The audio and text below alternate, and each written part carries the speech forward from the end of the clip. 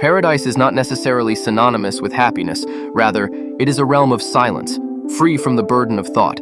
A stage where desire and logic have been stripped away and where the only obligation is to be. The chair placed at its center is neither a throne nor a torture device, but a substitute for tranquility devoid of intelligence.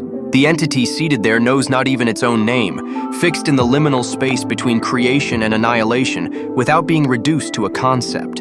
There, the act of knowing is unnecessary, and instead the form of not knowing becomes the rhythm of paradise.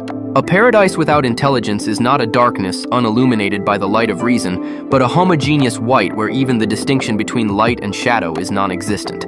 There, the being seated on the chair is a black mirror reflecting us, bound by concepts. Paradise is a soft symphony of light and shadow, and the chair placed there emits a silent call. What is reflected in the endlessly clear sky is only the form of peace and tranquility without thought.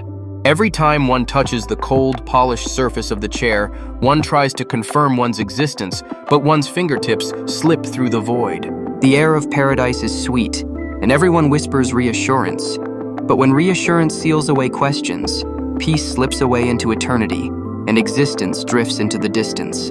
Observation without thought separates the world from its vibrant colors. Flowers are nothing more than fragrant decorations, and birdsong is merely echoing sound. The eyes of existence stroke the landscape like those of a sleepwalker, only to be stroked by the landscape in return. Only sensation exists here. Reason is a distant illusion. This chair of ignorance stands at the boundary between pleasure and oppression. Paradise promises joy, yet simultaneously imposes a cage where nothing can be thought. Freedom is the hesitation of thought, and a paradise deprived of hesitation is like a transparent prison. However, deep within that emptiness, a subtle undulation may awaken the slumbering intellect. The seed fears not returning to the earth, and eventually draws up the earth's secrets. Existence without intelligence harbors a single drop of doubt in its heart and gazes beyond the paradise. The chair of a paradise devoid of intelligence is a womb that nurtures the seeds of questions. Sitting there is a quiet act of resistance, an act of waiting for creation from nothingness. It is neither the beyond of good and evil, nor the end point of salvation, but rather the primordial state of indifference before the divergence of concepts. That simple form is the illusion of geometry that fixes order, and at the same time, the only catalyst that gives form to emptiness. Those who sit there are no longer subjects, but have even been stripped of their position as observers of time, a pure arrangement that does not know itself as itself. In paradise, intelligence is a foreign object. Intelligence demands distinction, draws lines, and carves out differences, but paradise does not forgive differences. All distinctions dissolve in advance, and knowing and not knowing converge into the same silence. At this point, even time does not form an arc. The future and the past scatter like particles, and all continuity is absorbed into dead coordinates. As a result, the being sitting on the chair becomes an unobservable point that simultaneously guarantees and negates being and not being.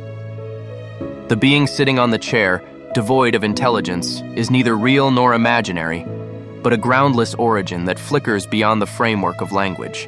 It behaves like a topological singularity, isolated from the surrounding hypersurface. The being sitting there cannot traverse the event horizon without the projection map of intelligence.